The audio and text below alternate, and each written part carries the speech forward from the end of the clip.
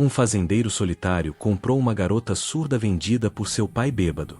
Então percebeu que ela podia ouvir. Texas, 1881. O filho tardio da estação assou a poeira nos ossos de madeira da cidade mercantil. Cavalos relinchavam, gado mugia, e homens discutiam preços com hálito de uísque e botas gastas. O último leilão de gado do outono estava chegando ao fim, mas uma multidão ainda se mantinha perto do portão do curral, onde uma égua castanha tremia, com as costelas marcadas sob a pele e flancos riscados de sangue seco. Silas Carrian ajustou o chapéu contra o brilho do sol, silencioso como sempre. 35 anos. Um homem moldado pela terra e pelo silêncio. Raramente vinha à cidade, a não ser para suprimentos ou cavalos. Ele tinha visto o prefeito mais cedo naquela manhã e agora circulava de volta, enquanto os lances diminuíam. Os calcanhares de suas botas batiam no chão de argila compactada enquanto se aproximava. Foi então que ele a notou. Uma garota, não mais que 19 anos, estava logo atrás do curral, cabelo grudado no rosto, vestido rasgado na barra. Seus pés descalços estavam cobertos de poeira. Não falava, não chorava. Seus olhos vagueavam, sem foco, como se seguissem algo que ninguém mais podia ver. Ao lado dela, um homem segurava uma garrafa em uma mão e uma corda na outra. A corda não estava presa a um animal, mas ao pulso dela. Tinha uma muda aqui, gritou o bêbado para ninguém em particular. Veio da minha primeira esposa, acho. Ela não fala, não ouve, nem isso. Mas limpa, cozinha, não dá trabalho. Barata. Alguns homens riram sombriamente. Um cuspiu no chão. Silas se afastou. Ele não queria isso. Ele tinha vindo por um cavalo. Mas então ele sentiu. Não uma voz, não um grito, apenas um olhar. A garota o observava. Sem desespero no rosto, sem súplica no corpo. Apenas um olhar, claro, ainda fixo em seu rosto. E naquele olhar havia algo que ele não via há muito tempo. Compreensão, ou talvez um reflexo de sua própria solidão. O bêbado cambaleou para mais perto. Você tem dinheiro? Quer o cavalo? Ela vem junto. Não vou arrastá-la de volta. Não vale a poeira nos pés dela. Silas hesitou. O prefeito batia os cascos no chão, soprando espuma pelas narinas. O olhar da garota não se moveu. Ele se virou, olhou o bêbado nos olhos. Levarei os dois. O riso dos homens próximos foi instantâneo e grosseiro. Tá comprando gado ou começando uma confusão, Silas? Gritou um. Silas não respondeu. Contou moedas na mão do homem. O suficiente para um cavalo, não suficiente para uma alma. O homem puxou a corda, mas a garota recuou, se protegendo atrás de Silas instintivamente. Ela é sua agora, disse o bêbado, arrastando as palavras. Não diga que eu não avisei. Não vale alimentar. Silas desamarrou a corda e a jogou de volta. Guiou o prefeito para fora do curral, a garota caminhando atrás com passos suaves e deliberados. Não carregava nada além do xale fino sobre os ombros. Quando chegaram à sua carroça, ela parou, esperou, ainda silenciosa. Ele abriu a traseira e fez um gesto para que subisse. Ela subiu, se acomodando no canto como alguém acostumada a ser invisível. Quando ele subiu no banco do condutor, sentiu um leve puxão em seu casaco. Olhou para baixo. Os dedos dela, pequenos e calejados, haviam tocado sua manga apenas uma vez. Agora não olhava. Seu olhar descansava nas colinas distantes. Mas naquele único toque, ele sentiu. Ela não agradeceu, não implorou, mas naquele momento escolheu confiar nele. Silas Carrian, que falava mais com cavalos do que com homens, que vivia sozinho em 200 acres de argila vermelha do Texas, com cercas como companhia e cicatrizes que nunca nomeou. E agora uma garota que não podia ouvir, uma garota que talvez entendesse mais do que ninguém jamais imaginou. Ele estalou as rédeas. A carroça rangeu ao avançar, rodas esmagando a estrada dura para fora da cidade. Atrás dele, a garota sentava-se encolhida sob um cobertor, rosto voltado para o vento. Ela nunca olhou para trás. Nem ele. A carroça percorreu o crepúsculo e a poeira, serpenteando entre colinas baixas e mesquites dispersos até que os campos se abriram e o céu se tornou vazio do Texas. O rancho de Silas não era muito para se ver, apenas a casa principal com telhado inclinado, alguns anexos e uma longa extensão de pradaria onde o gado pastava sob o céu aberto. Mas era tranquilo, limpo e, para um homem como ele, sempre tinha sido suficiente, até agora. Ele ajudou a garota a descer da carroça, incerto se ela fugiria ou congelaria, mas ela pisou leve no chão. Seus olhos varreram a terra, não com medo, apenas atentos, como se catalogassem tudo sem pedir permissão. Dentro da cozinha, Silas atiçou o fogo e apontou para a chaleira. Ela assentiu e se aproximou sem hesitar, encontrando os copos de lata e a concha como alguém que sempre pertenceu perto do fogo e da fome. Ainda assim, não emitia som algum. Após o jantar, ele lhe deu um pedaço de giz do armário e bateu na moldura de madeira ao lado da mesa. Nome, disse lentamente. Ela olhou para ele por um longo momento, então agachou-se ao lado da moldura. Com dedos cuidadosos, escreveu um único nome em letras suaves e inclinadas. Emmeline ele leu uma vez, depois duas. Emmeline repetiu em voz alta, como se provasse o som no ar. Ela não sorriu, mas virou-se e caminhou para o celeiro escuro. Na manhã seguinte, Silas a encontrou no estábulo, agachada ao lado da mesma égua abatida. O cavalo quase não comia desde o leilão, a perna traseira inchada de esforço antigo. Emine passou um pano úmido pelo flanco do prefeito, sussurrando com as mãos, não palavras, não sinais, apenas o ritmo cuidadoso de alguém que ouvia com as palmas e a respiração. Silas ficou na porta do celeiro, braços cruzados. Ele tinha visto vaqueiros experientes serem chutados por menos, mas o prefeito ficou imóvel, tremendo apenas levemente, e deixou a garota envolver sua perna com paciência silenciosa. Talvez ela não ouvisse, mas entendia, com certeza. Naquele dia, Silas deu tarefas simples a ela. Lavar o chão, ferver água, limpar o depósito de arreios. Ela fazia tudo sem reclamar, sem perguntar, sem emitir som algum. Cada noite ele deixava giz para ela, e ela escrevia bilhetes nas margens do mundo deles. Bacon baixo, cachorro manca, vento cheira a poeira. Nunca conversaram, mas o silêncio não parecia vazio até que a tempestade chegou. Começou como a maioria das tempestades do Texas, lenta e enganosa. Uma brisa quente levantou-se ao entardecer, passando pela grama alta como um sopro de aviso. Silas olhou para o céu, notou uma linha de nuvens se formando ao longe, mas não pensou nada. Ele estava no galpão de gado quando ela apareceu. Emine, descalça, donzela selvagem, respiração rápida, mas sem som. Ela agarrou sua manga e puxou forte. O quê? Ele perguntou, surpreso. Ela apontou para cima, mãos trêmulas, olhos dizendo que a boca não podia. Cai. Ele hesitou no meio de checar um bezerro doente, mas algo no olhar dela o fez agir. Ela puxou novamente em direção à porta do celeiro, afastando-se do curral. Então aconteceu. Um estalo. Não, um estrondo. O mundo se partiu ao meio quando um raio caiu do céu, atingindo a árvore que se erguia atrás do galpão. A explosão sacudiu a terra sob eles. Faíscas voaram. A árvore explodiu em chamas e desabou com um gemido que soava como o céu chorando. Silas recuou tropeçando. Os bezerros sangraram de terror. A fumaça subiu para o céu. Ele olhou para ela. Emmeline estava parada, imóvel, logo fora da porta, o rosto iluminado pelo fogo tremeluzente, olhos fixos, peito subindo rápido. Ela sabia, não apenas adivinhava, não apenas pressentia depois que o vento se levantou. Ela sabia antes do trovão, antes que o ar mudasse. Silas caminhou lentamente em direção a ela, ainda meio em choque. Como você? Mas ela apenas o olhou.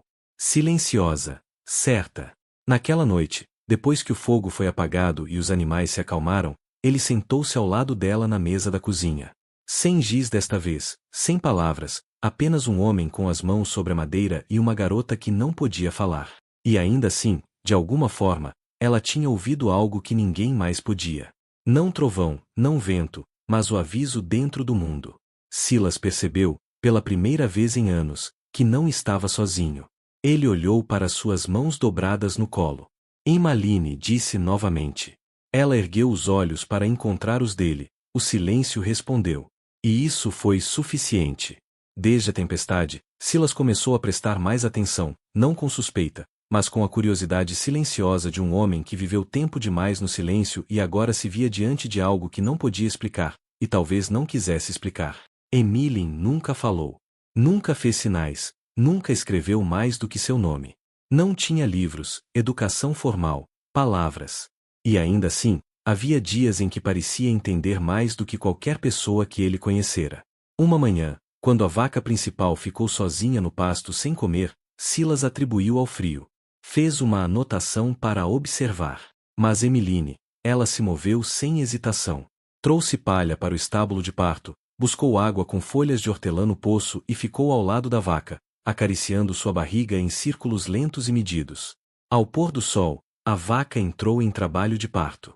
Ela sabia. De alguma forma, ela sabia. Silas não disse nada, mas a observou.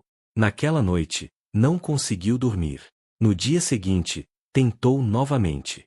Voltou da cidade com tensão nos ombros, o peso de velhos históricos pesando em suas costas. O xerife havia falado em meias-verdades e avisos sobre reivindicações da terra. Sussurros de que seu pai havia tomado mais do que era justo durante a guerra. Derramamento de sangue, realocação, culpa, nada disso era novo, mas nunca deixava de doer. Ele não disse uma palavra a Emmeline, mas quando se sentou no degrau da frente, olhando para o crepúsculo caindo, ela veio e se posicionou ao lado dele. Ela não falou.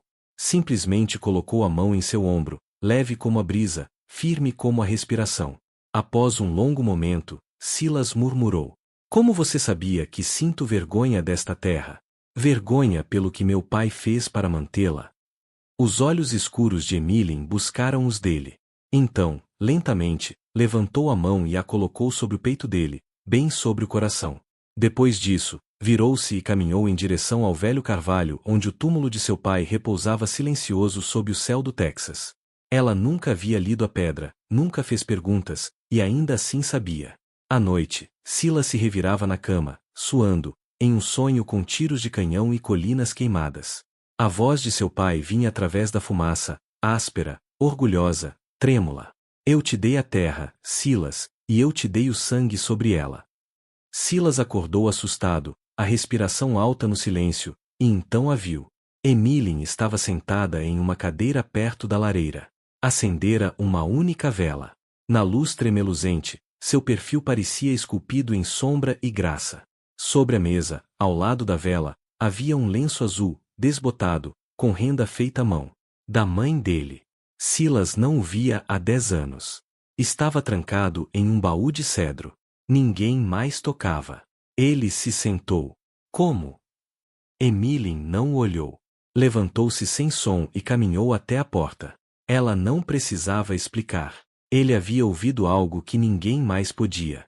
Não palavras, não memórias, mas dor, luto, o peso silencioso da culpa pressionado entre as costelas.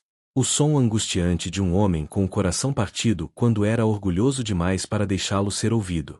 E, em seu silêncio, ela respondeu. Ela ouviu. E, pela primeira vez na vida de Silas, ele não temeu pela terra, nem pelo legado, nem mesmo pela alma. Ele temeu perder a única pessoa que sabia o que ele sentia antes que ele dissesse uma palavra. O primeiro sussurro veio da esposa do ferreiro. Ela fica tempo demais olhando para o gado, disse, dobrando panos de pão sob o alpendre, voz baixa mas afiada como arame, como se soubesse qual cairia em seguida. No fim da semana, foi o filho do pregador que acrescentou mais lenha ao fogo. Ela tocou nossa cabra, contou a um círculo de ouvidos curiosos. E 2 dias depois, a cabra deu à luz prematuramente. Isso não é natural. Ninguém jamais ouvirá Emmeline falar. E quanto menos palavras ela dava, mais a cidade parecia ansiosa para preencher o silêncio por ela com medo. Na loja geral, uma mulher puxou seu filho para trás quando Emmeline passou, mesmo que ela só viesse buscar farinha. No correio, alguém cuspiu perto de seus pés.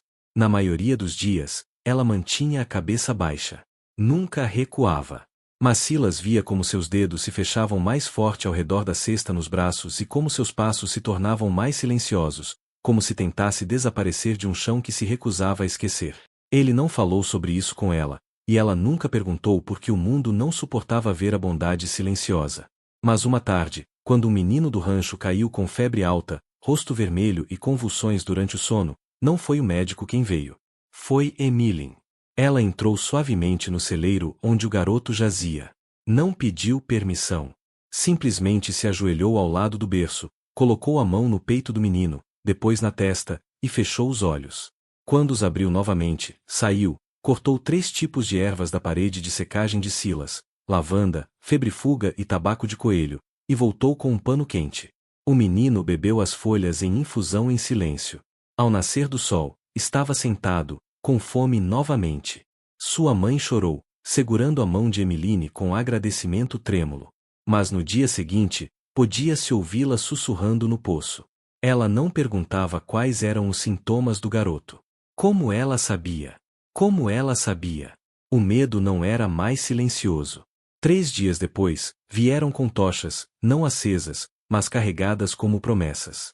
8 homens e mulheres, botas levantando poeira, estavam no portão do rancho de Silas.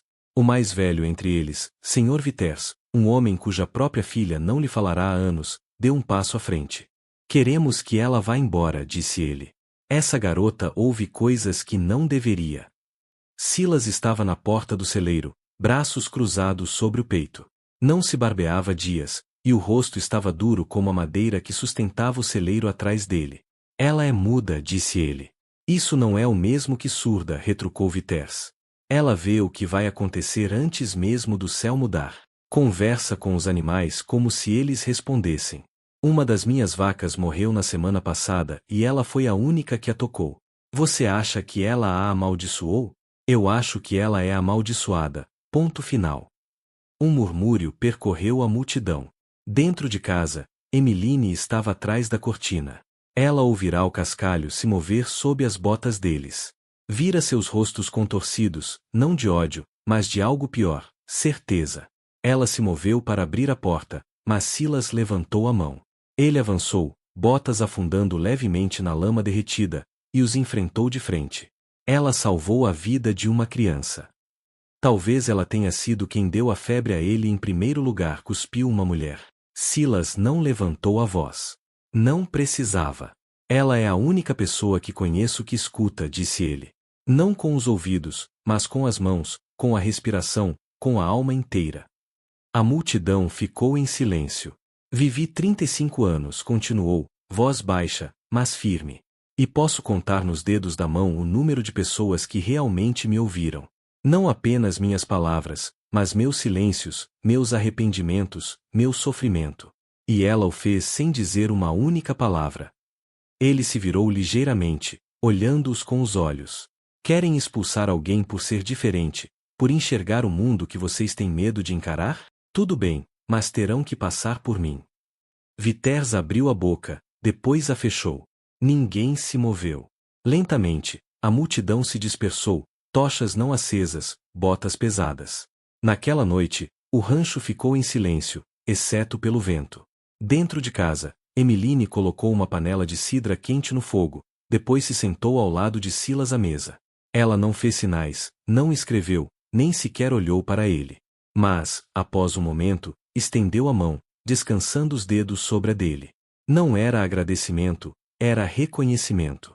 Ele virou a palma da mão para cima, enrolou os dedos suavemente ao redor dos dela, e juntos, no silêncio, ouviram o estalar da madeira, o quietar da noite e o vínculo crescendo entre duas almas que nunca precisaram de palavras para se comunicar. A primeira neve de dezembro chegou silenciosa e lenta, como alguém cobrindo com um cobertor tudo o que havia queimado ou se quebrado.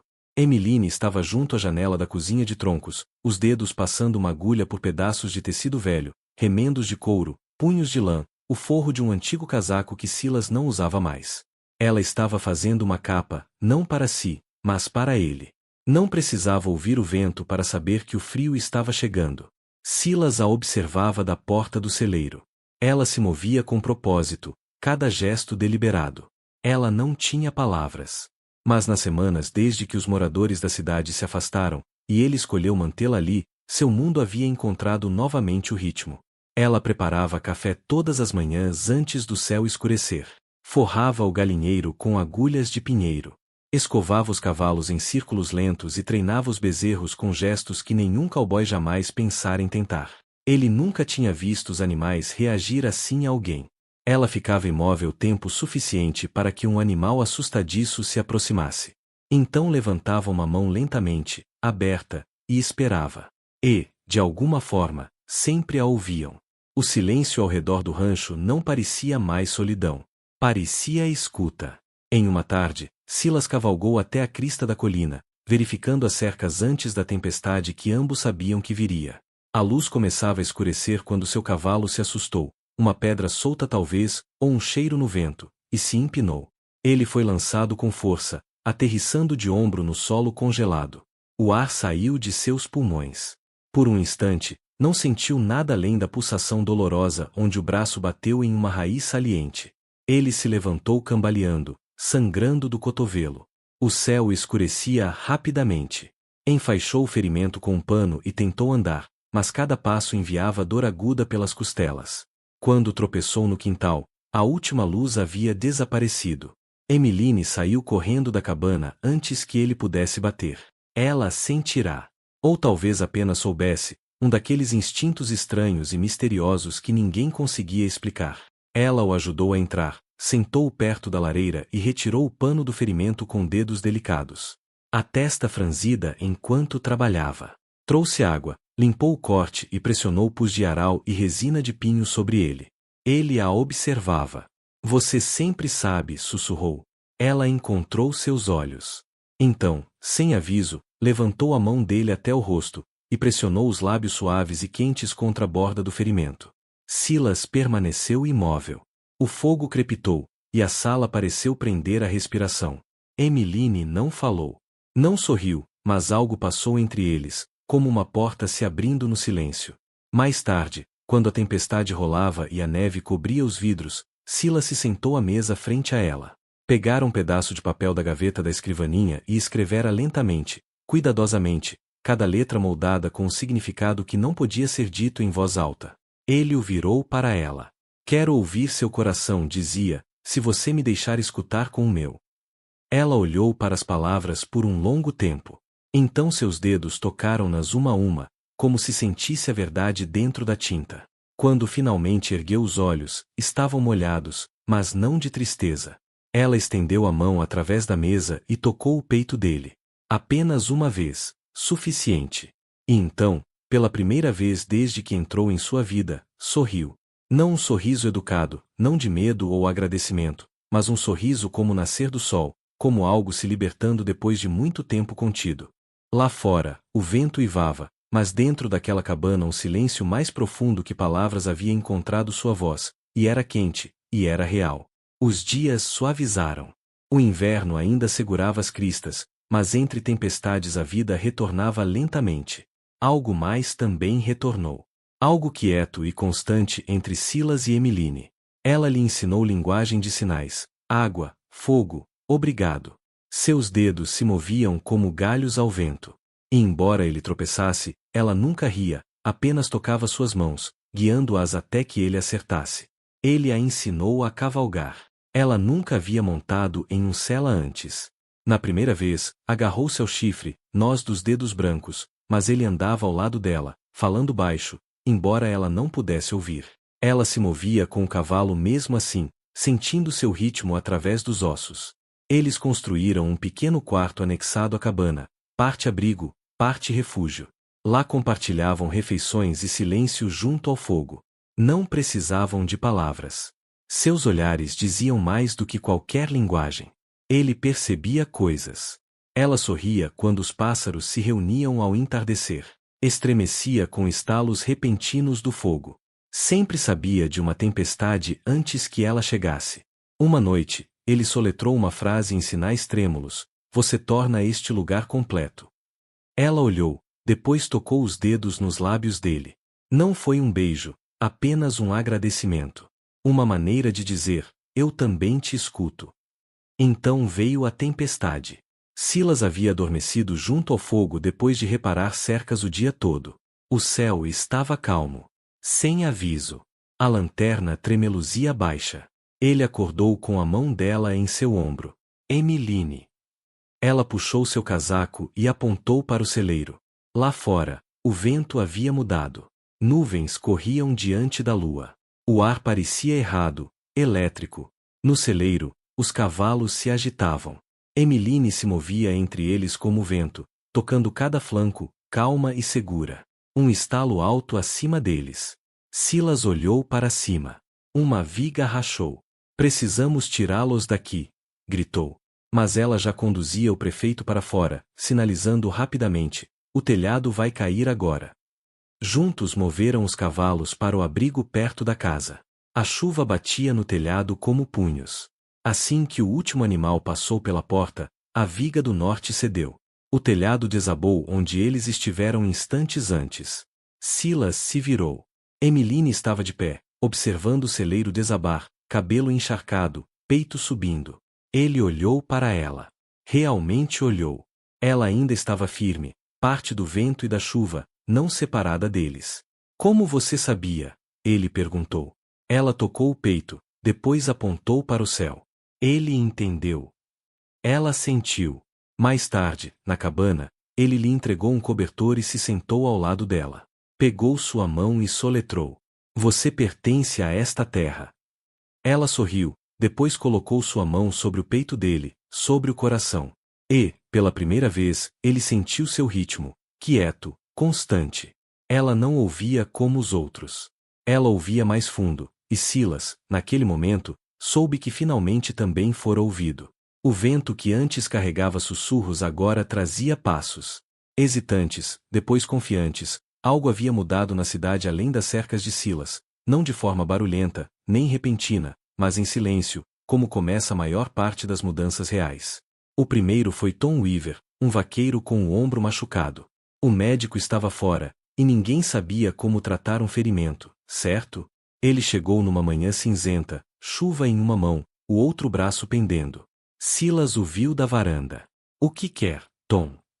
Tom acenou para onde Emmeline estava ajoelhada ao lado da horta de ervas.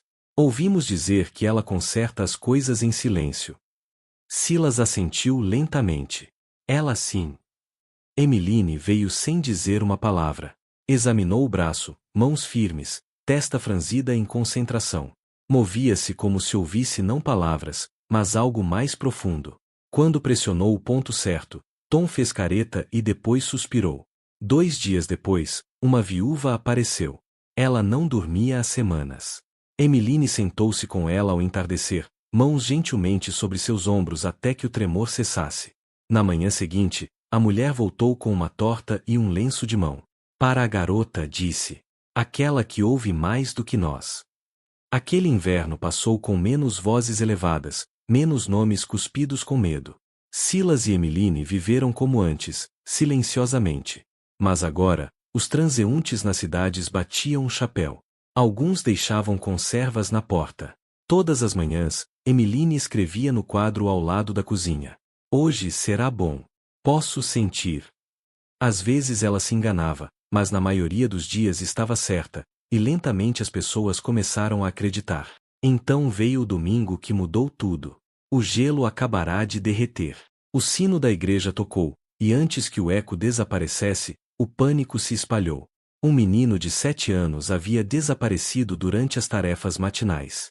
Uma bota foi encontrada perto da árvore. Nada mais. Homens gritaram, mães choraram, cães latiram. Quando Silas e Emmeline ouviram, ele pegou seu casaco. Emmeline, já ao lado dele, colocou a mão em seu braço, depois ajoelhou-se. Pressionou as mãos contra a terra, palmas, punhos, todo o antebraço.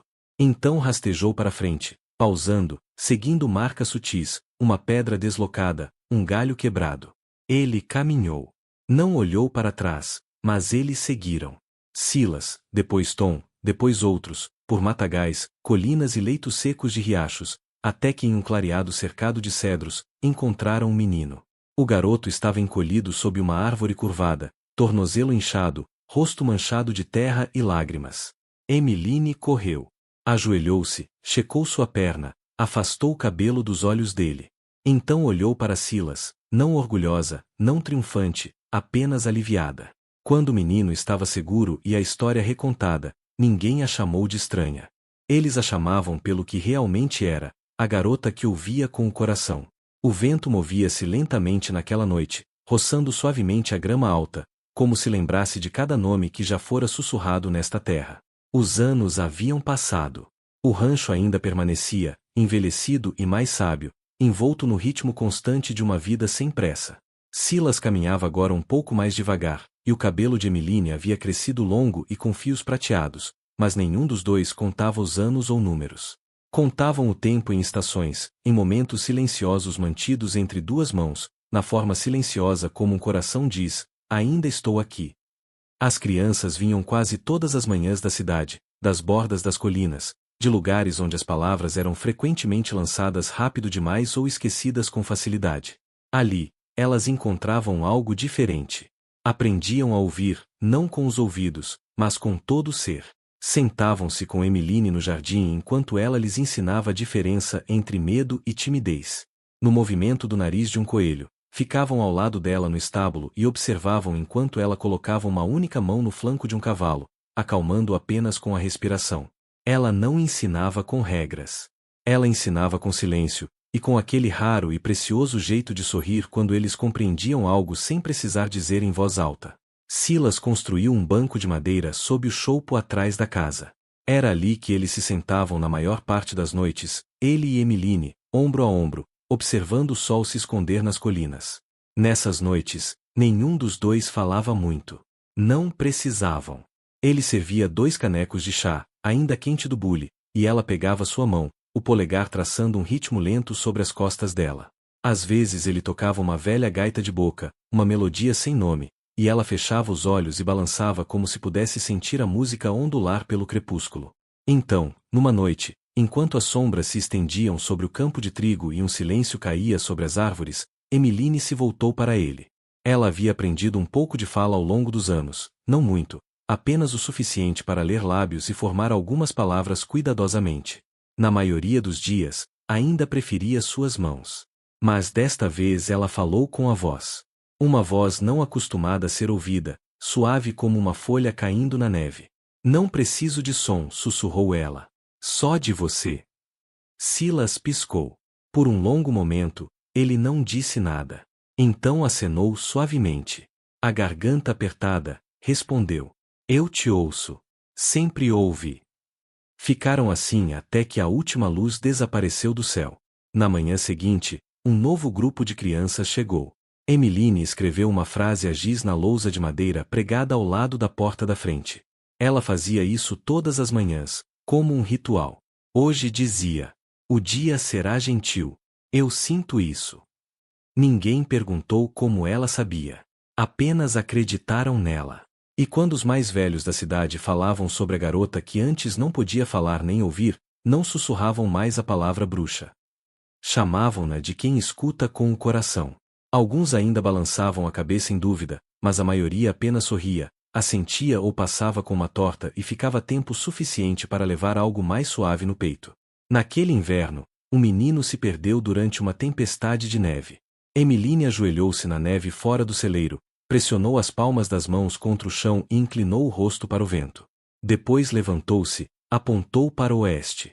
Silas a seguiu por 3 milhas através de um bosque de pinheiros até encontrarem um menino enrolado sob um tronco caído, vivo, assustado, mas seguro. Nunca mais questionaram suas habilidades. A cena final do ano encontrou Silas e Emmeline caminhando juntos pelo pasto. O céu era amplo, tingido de âmbar e lilás. Seus passos eram lentos, firmes. Uma égua e seu potro pastavam próximos. O mundo estava silencioso, mas nunca vazio. Pararam no topo da colina. Emmeline se voltou para ele, pela primeira vez, riu, não um som alto, mas uma ondulação de ar que sacudiu os ombros e iluminou seu rosto como o amanhecer. Silas sorriu e beijou sua têmpora. Ninguém contou sua história. Não precisava ser contada, porque ainda estava acontecendo. E às vezes, o amor mais verdadeiro não é aquele gritado dos telhados, mas o que caminha ao seu lado em silêncio todos os dias, sem pedir para ser mais do que real. Se seu coração já pausou por um olhar que entendeu sem palavras, se você acredita que o amor não precisa de voz para ser ouvido, apenas de uma alma corajosa o suficiente para sentir, então a história de Silas e Emmeline foi feita para você. Nas planícies silenciosas do oeste americano, onde vento e silêncio falam a mesma língua, um fazendeiro solitário e uma garota que o mundo chamava de surda descobriram uma linguagem mais profunda que o som, uma linguagem de mãos, de olhares, de corações que sabiam ouvir. Obrigado por caminhar por esta jornada conosco. Se histórias de amor que resistem ao preconceito, a dor e a graça silenciosa tocam você, inscreva-se no canal Stories. Aqui, o amor não é apenas contado, é lembrado, é reclamado, e ecoa muito depois que a última palavra desaparece. Nos vemos na próxima história. Até lá, que seus momentos silenciosos sejam plenos, e que alguém sempre ouça o coração que você carrega.